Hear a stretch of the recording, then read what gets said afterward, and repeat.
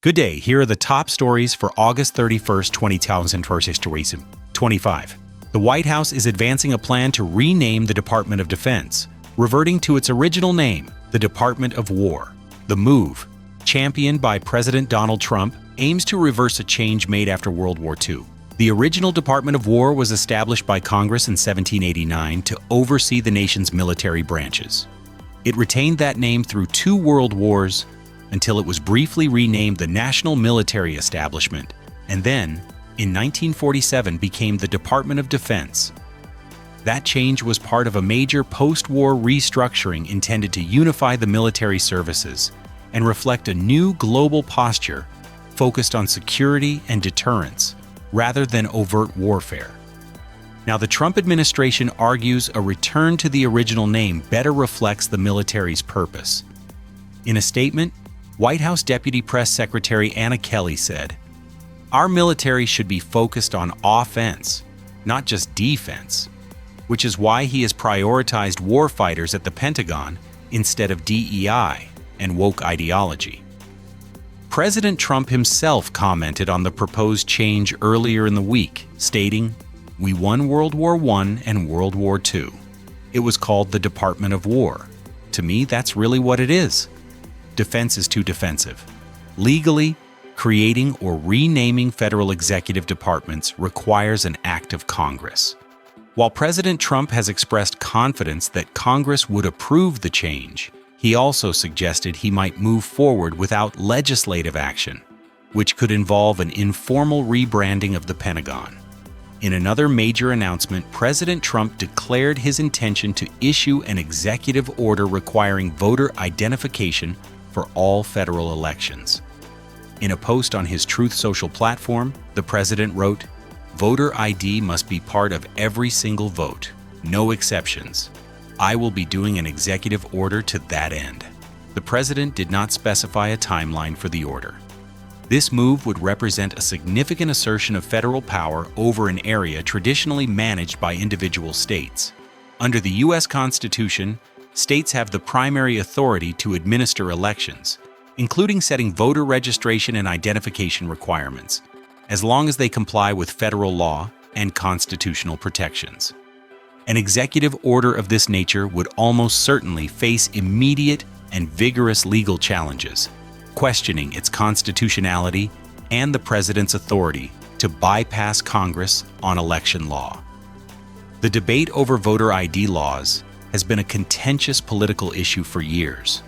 Proponents argue they are a common-sense measure to prevent voter fraud and ensure election integrity. Opponents, however, contend that such laws disproportionately disenfranchise minority, elderly, and low-income voters who may have difficulty obtaining the required identification. In his social media post, the president also reiterated his long-standing opposition to widespread mail-in balloting and the use of electronic voting systems, though he did not indicate these would be part of the announced executive action. The next federal elections are the midterms, scheduled for November 3rd, 2026. The president's use of executive orders is already having tangible consequences.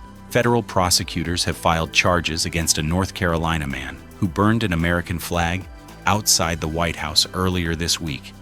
The man, 54-year-old military veteran Jan Carey, said he did so specifically to protest a new executive order signed by President Trump on August 25th. That order directed the Attorney General to prioritize the prosecution of individuals who burn or otherwise desecrate the American flag. In an interview, Carey stated he felt a need to go burn a flag in front of the White House, and let's put this to the test. While 2 federal charges have been filed in Washington, reports indicate that neither charge is for the act of flag burning itself. This is a critical legal distinction, likely rooted in the 1989 Supreme Court landmark case, Texas versus Johnson, which ruled that flag burning is a form of symbolic speech protected by the First Amendment. Any direct prosecution for the act of burning the flag would conflict with that precedent. Instead, the charges against Mr. Carey are likely based on other statutes, such as violating local ordinances against offense open fires or disorderly conduct.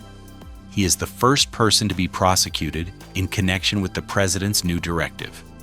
Elsewhere in Washington, a significant crisis is unfolding within the nation's public health leadership, prompting a call for the resignation of Health and Human Services Secretary Robert F. Kennedy Jr. Senator Bernie Sanders is demanding the secretary step down following a major shakeup at the Centers for Disease Control and Prevention. The turmoil began earlier this week with the administration's removal of CDC Director Susan Minares, less than a month after her confirmation. Her ouster reportedly came after she refused directives from Secretary Kennedy to implement new limitations on the availability of some vaccines, including those for COVID-19. In the wake of her firing, 4 other senior officials at the CDC resigned in protest, and hundreds of agency employees staged a walkout at the CDC's headquarters in Atlanta. In an op-ed for the New York Times, Senator Sanders wrote that Secretary Kennedy is endangering the health of the American people now and into the future, and is using his authority to launch a full-blown war on science.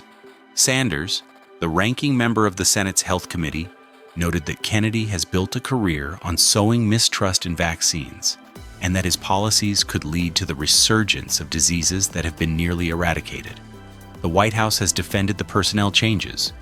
Press Secretary Caroline Leavitt stated that the president has the authority to fire those who are not aligned with his mission, and that he and Secretary Kennedy are committed to restoring trust and transparency at the CDC. Following Minares's termination, Deputy HHS Secretary Jim O'Neill was named the acting director of the CDC. Secretary Kennedy's appointment earlier this year was controversial due to his long-standing and widely debunked claims about vaccine safety, and this latest conflict has drawn bipartisan condemnation from lawmakers. Finally, turning to foreign affairs, President Trump has weighed in on the prospects for a peace summit between Russia and Ukraine. In an interview on August 29th, the president assessed that a trilateral meeting between himself, Russian President Vladimir Putin, and Ukrainian President Volodymyr Zelensky is likely to happen. However, he expressed doubt that a direct bilateral meeting between just the Russian and Ukrainian leaders would occur without his presence as a moderator. A trilateral meeting would happen, Trump said. A bilateral, I don't know about. This assessment marks a shift in tone and comes just 2 weeks after a flurry of diplomatic activity. President Trump hosted President Putin for a meeting in Alaska on August 15th, followed by a meeting with President Zelensky and other European leaders on August 18th. His comments suggest he views his personal involvement as essential for any potential breakthrough in the ongoing conflict, positioning the United States, and himself specifically, as the indispensable mediator between the two warring nations.